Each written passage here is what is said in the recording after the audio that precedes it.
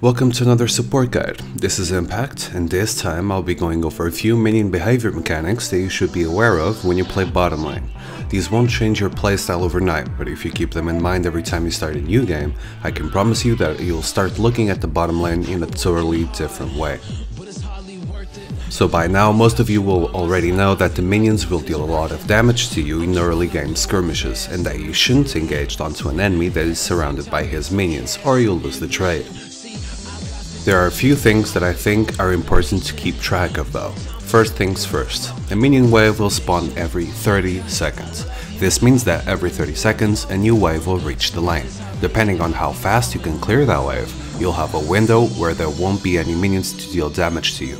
Usually when you clear this wave, the enemy will retreat if he's still not done clearing yours. This grants you an opportunity for poke since there won't be any minions left for the remainder of the 30 seconds. Secondly, the minion wave has a very specific path, but they have an aggro range as well. They only deviate from their path if an enemy enters that range. However, minions will sometimes switch targets. This happens every few seconds if a higher priority target is recognized inside their own aggro range. And yes, as you may have guessed, the enemy minions will consider you a higher threat if you're either the first target to enter their aggro range or you attack one of their ally champions. Note that the minion's highest priority is to protect ally champions. Now, the simplest way you have of keeping track of all of this is by imagining every minion has a little circle around them. That circle will be the minion's aggro range. If you want to keep yourself from getting hit by them, the simplest way to do it is by staying out of their aggro range. Here's the funny part though. The minions will only aid an ally champion if he is inside his minion's aggro range. Only that way will they hear his cry for help.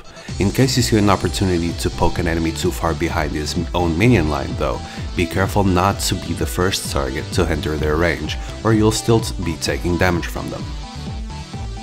Last but not least, a minion that is focusing you will reset the aggro once he loses sight of you. In other words, if you enter the fog of war, like an unwarded bush, the minion will reset his target and find a new one to focus. If he doesn't, he will continue on his path until he does so.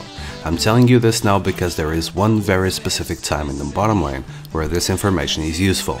Have you ever been in the situation where you get to the lane faster than your AD carry? The minion wave is pushing against you and you have no minion wave of your own. You shouldn't let all those minions die to the tower for a few reasons. They will deal damage to the tower and you want to preserve it for as long as possible. Your AD carry will lose experience, he will lose gold, and the lane will probably reset and both waves will meet again at the center of the lane. If you want to freeze the lane near your turret, you need those minions. So in this situation you should put yourself in front of the minions so they aggro you instead of getting themselves under your turret's range.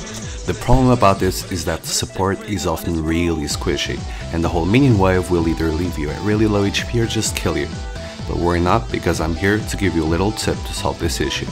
Start tanking the minions near your first bush. Go in and out of the bush as often as you like. The minion wave will stop focusing you as soon as you enter the bush, and they'll come back for you once you leave it. So practically speaking, you can freeze a minion wave without taking any damage at all. It might take some practice to do this perfectly, but even if you take some damage while you get used to this, you'll still take a lot less than if you single-handedly tank all the creeps.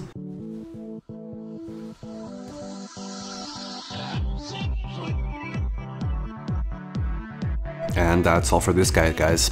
This one was a little shorter because I felt like the subject would be a little harder to go through. I actually recommend you rewatch the video, create a few custom games and try out these things for yourself. You want to get a feel of how these mechanics work for yourself instead of just thinking about them every time you join a game. But don't worry, they'll be part of your muscle memory in no time. Once again, thanks for watching, don't forget to subscribe to my channel, and if you enjoyed the soundtrack, give Bass Desire some love by subscribing to his channel as well. He's the one working on the awesome tracks I've been using on my videos. Also, feel free to follow me on Twitter, Facebook, Twitch.tv, and to join my in-game channel impaKt LOL. So until next time, good luck and have fun.